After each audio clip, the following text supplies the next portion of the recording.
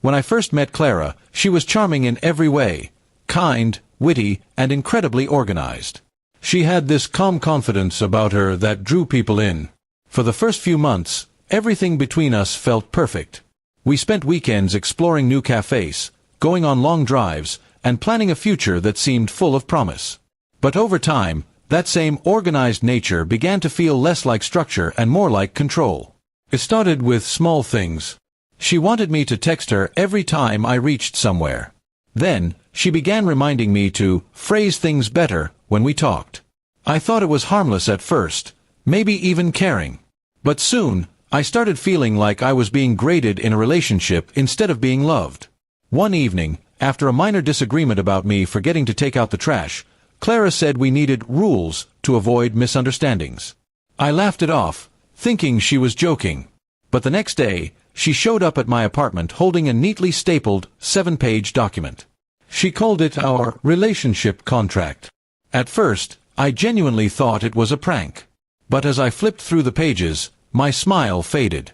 It wasn't a love letter or a quirky couple project. It was a detailed list of my mistakes, each followed by the changes I was required to make. Clause 2, for instance, stated that I should always compliment her at least twice a day. Clause 5 said I must answer all her calls within 5 minutes. And Clause 9 forbade me from playing video games more than 1 hour a week. I stared at her in disbelief. "You can't be serious," I said, half laughing, half horrified. But she was dead serious. She said, "I'm tired of relationships failing because people don't have structure. This will help us grow stronger." I told her relationships weren't supposed to be legal agreements, but she insisted it was modern and practical. For a while, I tried to go along with it. I didn't want to lose her. Every time I felt suffocated, I reminded myself that love takes compromise. But slowly, it began eating away at me. I started second-guessing every word I said, every move I made. I wasn't acting naturally anymore. I was performing for approval. The worst part was the weekly review section. Every Sunday, Clara would sit me down with her notes about my behavior that week. She'd point out violations of the contract, such as failed to compliment adequately on Thursday or interrupted during discussion. I tried to talk to her about how this made me feel, but she said I was being defensive and resistant to growth. My friends noticed I was becoming quieter. When they asked if things were okay, I brushed it off, saying Clara was just organized. But deep down, I knew this wasn't normal. I started feeling like an employee trying not to get fired from his job, instead of a boyfriend in a loving relationship.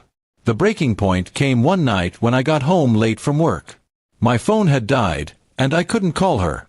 When I arrived, she was sitting on my couch, holding the contract. She looked furious. "You violated Clause 5 and Clause 12, she said coldly. "You didn't inform me about being late, and you missed your daily affirmation." I stood there speechless. It felt surreal, like I was in some twisted courtroom instead of my own home. That night, I finally spoke up. I told her I couldn't live by a list of rules just to prove my love. I said I wanted to be loved for who I was, not for how well I followed her system. She tried to argue, saying I was overreacting, but something inside me had already broken. I quietly packed a few things and left.